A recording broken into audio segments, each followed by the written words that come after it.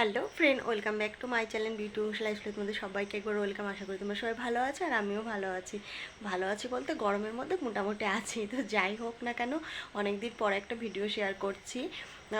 তো আজকে আমাদের রাতের খাবারে কি কি করছি সেটাই তোমাদের সঙ্গে শেয়ার করব। অ্যাকচুয়ালি রাতের খাবারে বেশিরভাগই আমাদের রুটি হয়, তো আজকেও হবে, কিন্তু রুটির সঙ্গে একটা স্পেশাল জিনিস আছে। মানে অঙ্কুশ বায়না করেছে, ও ঘুগনিটা খুব পছন্দ করে। তো মাকে প্রায় দিনই বলে যে আমাকে মাংসর ঘুগনি এনে দাও, কিন্তু আমি মানা করি, কারণ বাইরের খাবারটা খুব রিস্ক হয়ে যায়।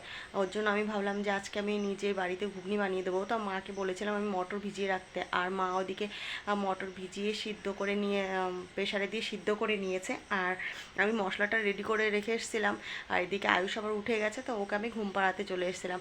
তো দেখি মাকে আমি বলেছিলাম যে মশলাগুলো তুমি ভেজে নাও আর আমি বাদবাকিটা করে আসবো। তো চলো যাই দেখি রান্নাঘরের দিকে মা কতটা কি রেডি করেছে, আর বাদবাকিটা আমি তোমাদের সঙ্গে শেয়ার করছি।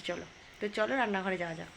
তো চলো এদিকে চলে এসছে, আর মা দেখে অলরেডি মশলাটা এখানে ভেজে নিয়েছে। তো এখানে আছে হচ্ছে আদা, রসুন, পেঁয়াজ, এইগুলো সমস্ত কিছু মিক্সিতে দিয়ে পেস্ট করে নিয়ে টমেটো, মানে একটু যে যা যা লাগে সব কিছু করে নিয়েছে। তা মশলাটা প্রায় ভাজা হয়ে গেছিলো, তেল ছেড়ে দিচ্ছিলো, আর আমি এসে ফটাফট তাতে ঘুগনি সিদ্ধ মানে মটরগুলো সিদ্ধ করা ছিল সেইগুলোই দিয়ে দিলাম।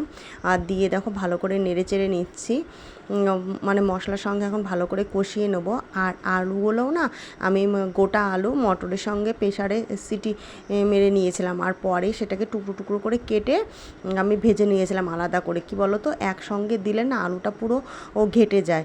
তো দেখো এখানে কষানো হয়ে গেছে, আর আমি পরিমাণ মতন জল দিয়ে দিলাম, মানে যতটা জল লাগবে ঠিক ততটাই। কারণ কি বলো তো, মটর তো অলরেডি সিদ্ধ রয়েছে, আলুও সিদ্ধ ছিল।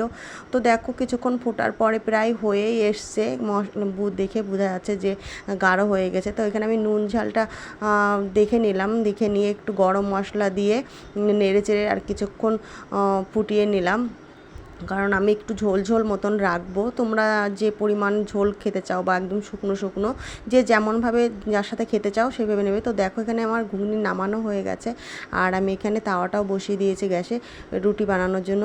তো দেখো রুটিটাও অলরেডি মানে বেলা কমপ্লিট হয়ে গেছে, আর আমি ভাজার জন্য দিয়ে দিয়েছি। বিয়ের আগে না ভালো রুটি বেলতে পারতাম না, তো এখন দেখো ভালোই রুটি ভাজতেও পারি, বেলতেও পারি। তো এখানে দেখো আমাদের রাতের খাবার রেডি হয়েছে, অঙ্কুশের খাবারটা আমি দিয়ে দিয়েছি। তো আজকের মতন ভিডিওটা এখানে শেষ করছি। ভালো লাগলে অবশ্যই লাইক কমেন্ট করো।